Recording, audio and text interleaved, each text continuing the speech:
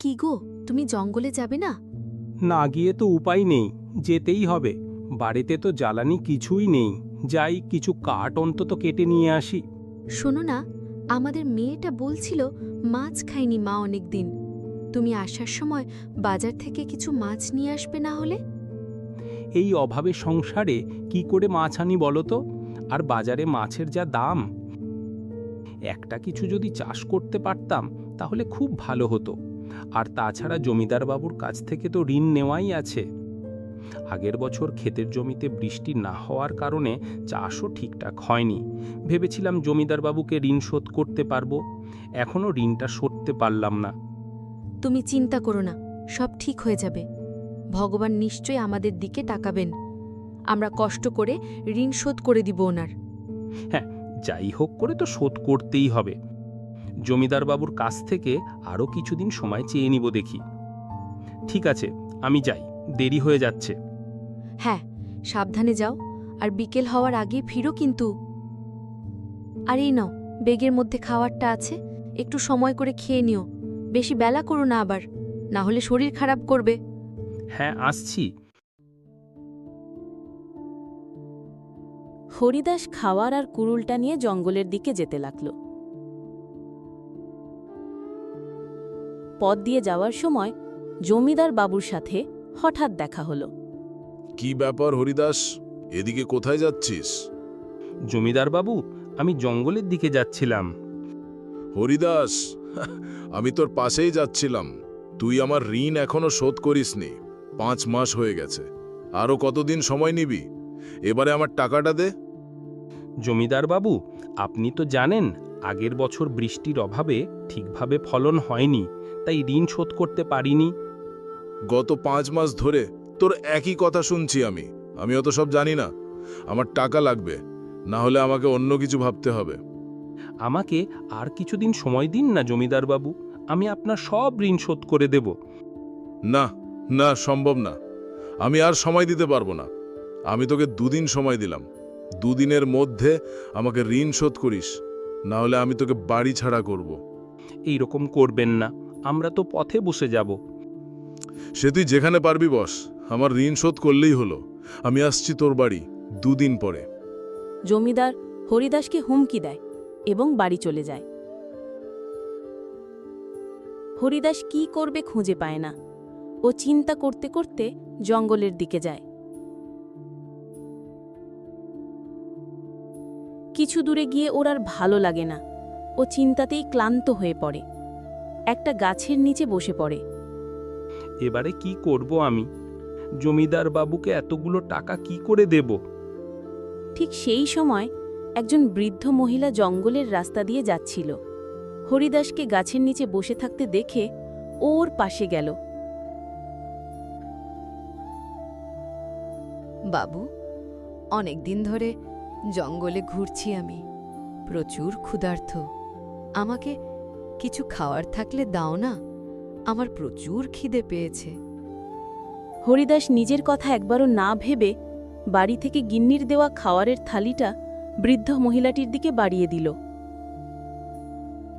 এই নাও মা, এটাতে কিছু খাবার আছে, খেয়ে নিও। ধন্যবাদ বাবু, আমাকে তুমি প্রাণে বাঁচালে। এর আগে অনেকের কাছে খাওয়ারের সন্ধানে গেছিলাম, কেউ সাহায্যের হাত বাড়ায়নি, বরং গালি দিয়ে আমাকে তাড়িয়ে দিয়েছে। তুমি অনেক দয়ালু। আমার বেশি কিছু দেওয়ার সামর্থ্য তোমাকে নেই, তবে এই থলিটা দিচ্ছি। এটাতে কিছু আঙুর গাছের চারা আছে, এটা বাড়িতে লাগিও, তোমার সব অভাব দূর হয়ে যাবে। এই বলে বৃদ্ধ মহিলাটি চলে গেল। হরিদাসও কাঠ কাটার পর কাঠ নিয়ে বাড়ির দিকে রওনা দিল। মা, বাবা আজকেও দেরি করছে, এখনো এলো না জঙ্গল থেকে। আর বলিস না, তোর বাবাকে বারবার করে বললাম রাত্রি করতে না, বিকেল হওয়ার আগেই বাড়ি ফিরে আসতে। দিলে একটু বাজারে যেত, তোর জন্য মাছ নিয়ে আসতো, এখনো এলো না। আরও যে কত দেরি করবে। মা বনলতা, ওই ভেতরে আয় মা, ওইভাবে বাইরে বসে থাকিস না, বাইরে মশা কামড়াবে, তোর বাবা চলে আসবে এক্ষুনি।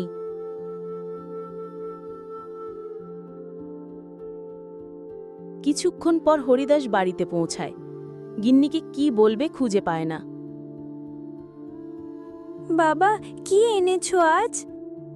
মা, কিছু আনতে পারিনি আজ। তুই আমার একমাত্র মেয়ে, তোর কোনো ইচ্ছে পূরণ করতে পারি না। তোর বাবা দুনিয়ার সবথেকে খারাপ বাবা। এ কি, তুমি এভাবে কথা বলছো কেন? কি হয়েছে? গিন্নিকে সমস্ত ঘটনা খুলে বলে হরিদাস।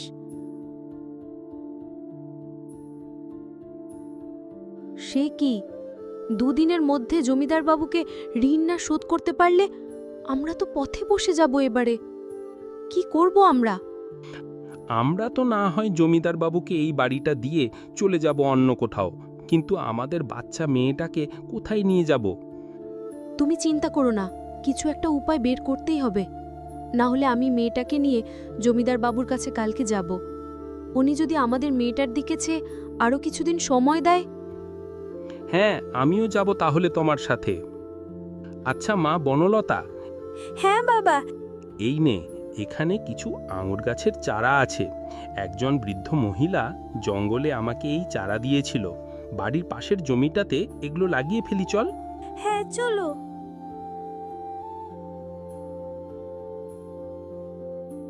বনলতা আর তার বাবা বৃদ্ধ মহিলাটির দেওয়া আঙুর গাছের চারা লাগিয়ে ফেলে আর ভাবে পরের দিন সবাই মিলে আরেকবার জমিদার বাবুর কাছে গিয়ে অনুরোধ করবে।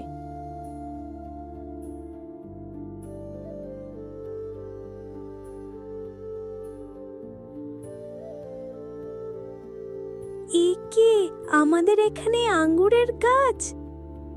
কালকে গাছ লাগালি আর আজকেই এত বড় হয়ে গেল। যা মা, তোর বাবাকে ডেকে নিয়ে আয়।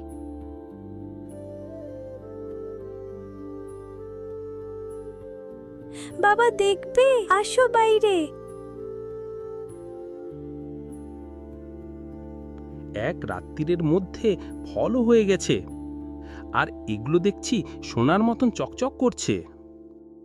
হ্যাঁ, এগুলো তো সোনার আঙুর। তাহলে ওই বৃদ্ধা কোনো সাধারণ বৃদ্ধা ছিল না। ভগবান আমাদের দিকে মুখ তুলে চেয়েছেন।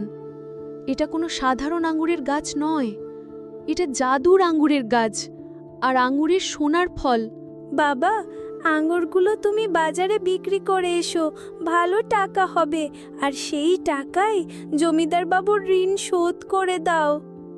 ঠিক বলেছিস মা, আমি এক্ষুনি বাজারে গিয়ে আঙ্গুরগুলো বিক্রি করে আসব, আর আমার মেয়ে যা যা খেতে চায় সব কিনে নিয়ে আসব।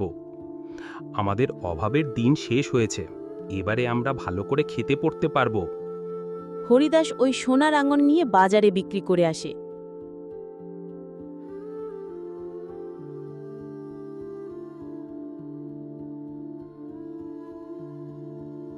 বিক্রির টাকায় জমিদার বাবুর ঋণও শোধ করে দেয়।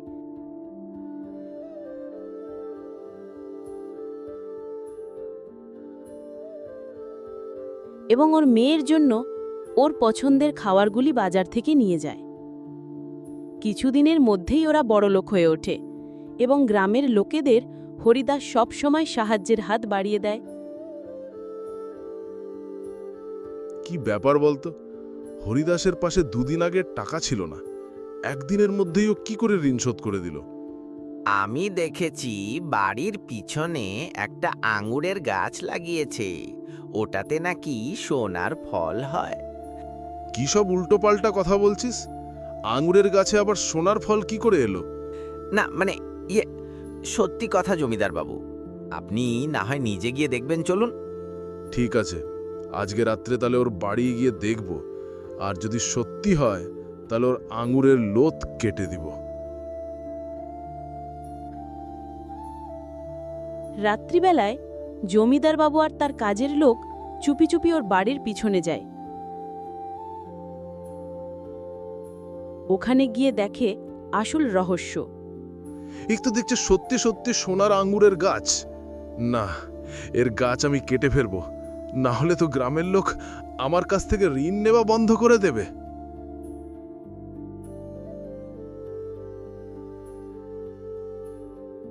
জমিদার বাবু গাছটা কাটতে যাওয়ার সাথে সাথে গাছ থেকে একটা অলৌকিক আলো চারিদিকে ছড়িয়ে পড়ে। জমিদারবাবু ভয়ে ওইখানে অজ্ঞান হয়ে পড়ে এবং তার কর্মচারী ভয়ে দৌড় দেয়।